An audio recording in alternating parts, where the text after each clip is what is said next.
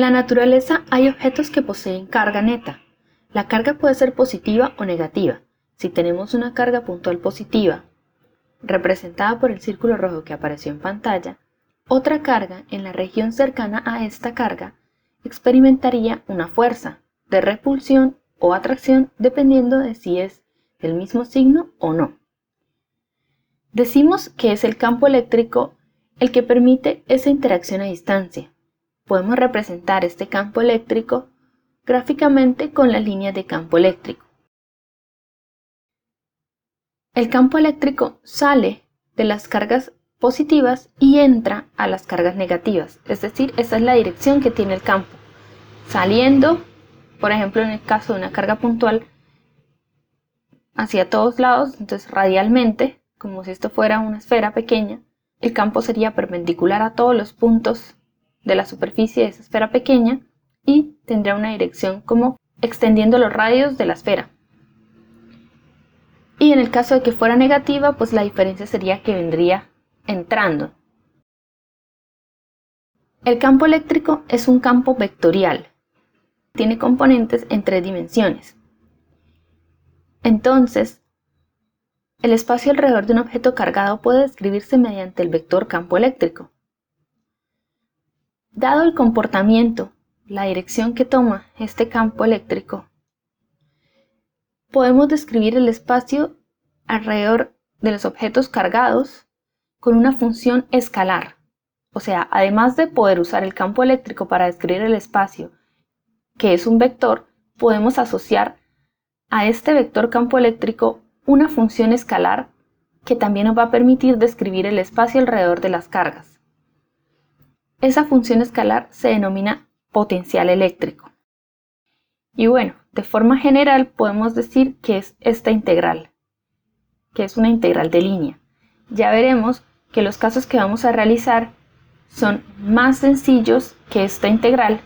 No vamos a trabajar en 3 dimensiones como acá, puesto que al considerar este producto punto entre el campo y el diferencial de trayectoria,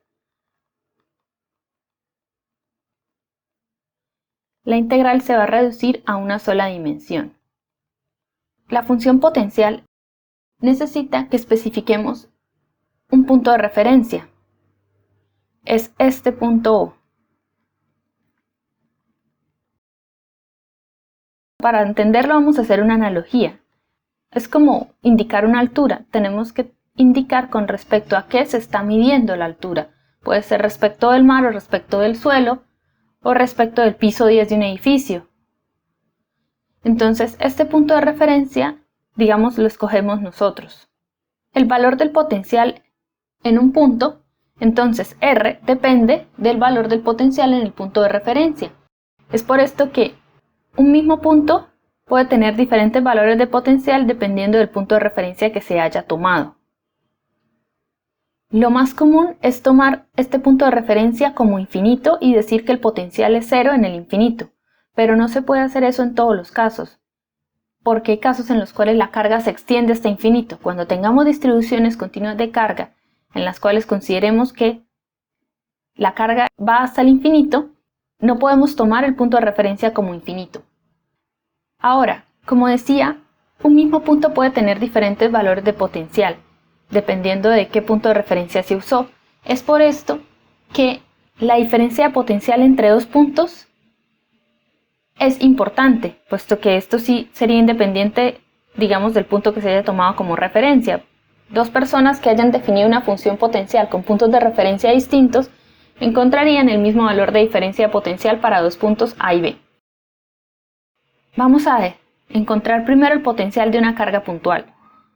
En este caso voy a mostrarles cómo es que se reduce esta integral de línea a un problema de una integral en una sola dimensión. El campo que obtuvimos para una carga puntual, por ejemplo esta Q1, es igual a K por Q1 sobre R al cuadrado por R unitario. Entonces seleccionemos por ejemplo este punto. Desde la carga K hay una distancia R y el vector R unitario apunta desde la carga hasta el punto donde deseamos determinar el campo. Para determinar el potencial de este punto, tendríamos que reemplazar este campo en esta integral de línea. O sea, el potencial debido a la carga 1 en un punto R del espacio, digamos este, sería igual a la integral. Seleccionamos en este caso el infinito como referencia, puesto que la carga no va hasta infinito. En ese punto, en infinito, el potencial es igual a 0. Tenemos entonces que reemplazar el campo eléctrico y buscar el diferencial de trayectoria. Esto que voy a decir no es que lo tengamos que hacer en todos los ejercicios, lo muestro para tratar de entender por qué se nos convierte este problema en un problema de una sola dimensión. Como el problema tiene simetría esférica, es conveniente describir matemáticamente el espacio alrededor de la carga puntual con coordenadas esféricas. En las coordenadas esféricas describimos cualquier punto del espacio con tres magnitudes: el radio, desde el origen, el ángulo polar y el ángulo azimutal. Digamos, esto estaría r, teta, phi. Eso sería en coordenadas esféricas. Entonces, el diferencial de trayectoria en coordenadas esféricas toma la siguiente forma: ddr en dirección de r unitario más r por d teta en dirección de teta unitario más r seno de teta por d phi en la dirección de phi unitario. Cuando hacemos el producto punto entre este campo que solamente tiene dirección r unitario con este dl, la integral se nos va a convertir en un problema de una sola dimensión. Nos queda desde infinito hasta el punto r la integral de k por q1 r' al cuadrado por dr'. Cambié la variable de integración para que no se confunda con la distancia hasta el punto r. Esta integral es una integral impropia, entonces para resolverla deberíamos cambiar infinito por una variable y tomar el límite cuando esta variable tiende a infinito. Yo voy a resolverla de una forma poco rigurosa. Voy a decir que esta integral es igual a menos k por q1 por 1 sobre menos r' evaluado entre infinito y r, lo que nos da k por q1 por 1 sobre r menos 1 sobre infinito. Ahí sí, esto pues tiende a ser 0. Entonces obtenemos el siguiente resultado. El potencial de una carga puntual es k por q1 sobre r. Hay que aclarar que el potencial puede ser positivo si la carga puntual es positiva o negativo si la carga puntual es negativa. Las unidades del potencial eléctrico serían las de campo eléctrico por metro. Entonces, Newton por metro sobre coulombio. Esta unidad recibe el nombre de voltio. Entonces, la unidad del potencial eléctrico y de la diferencia de potencial es el voltio. Esta ecuación que encerramos en azul es muy importante, puesto que es la que vamos a usar para el potencial de cargas puntuales. Bueno, podemos también calcular la diferencia de potencial entre dos puntos A y B en la región cercana a una carga puntual. Entonces tenemos la carga puntual Q1, vamos a decir que desde ella hasta el punto A hay una distancia R sub A, y de ella hasta el punto B hay una distancia R sub B.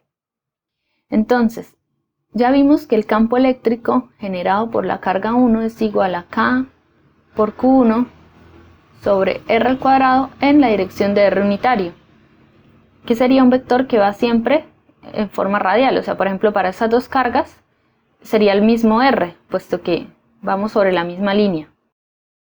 Entonces, para calcular la diferencia de potencial, vamos a usar la expresión diferencia de potencial es igual a menos la integral entre A y B del campo punto dl.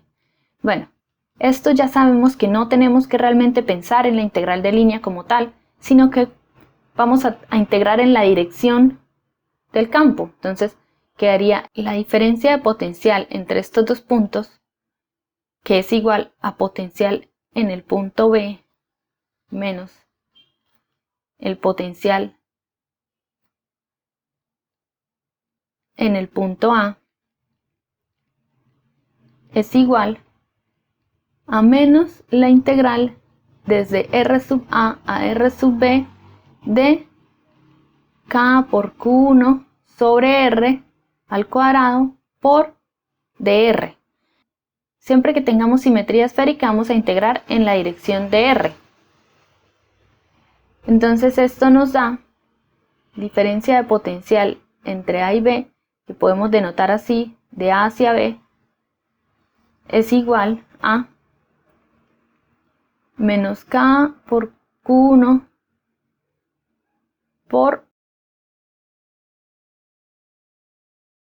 1 sobre menos R, evaluado entre RA y RB, lo que nos lleva a decir que esta diferencia de potencial es igual a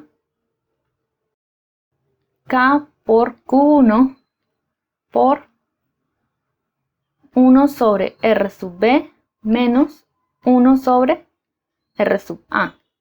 Y esta sería la diferencia de potencial entre estos dos puntos, tomando como primer punto A y como segundo punto B, debido a esta carga puntual. Ahora, podemos entonces también calcular el potencial eléctrico de varias cargas puntuales. Tenemos, digamos, varias cargas puntuales, una carga Q1, una carga Q2, otra carga puntual Q3, hasta un número n de cargas puntuales. El campo eléctrico en un punto P es igual a la suma vectorial de los campos producidos por cada carga. Entonces tenemos el campo en P es igual a la suma del campo producido por la carga 1 más el campo producido por la carga 2 y así hasta la carga n. Esto es conocido como el principio de superposición. Para el potencial eléctrico también se cumple este principio. Vamos a decir que el potencial en el punto P es igual a la suma de los potenciales de cada una de las cargas. Entonces, usamos para cada una de las cargas la expresión que encontramos para la carga puntual cuando tomábamos como punto de referencia infinito y que el potencial en infinito era 0. Entonces, para ello tomamos las distancias entre cada carga y el punto, que serían R sub 1, R sub 2, R sub 3 hasta R sub n.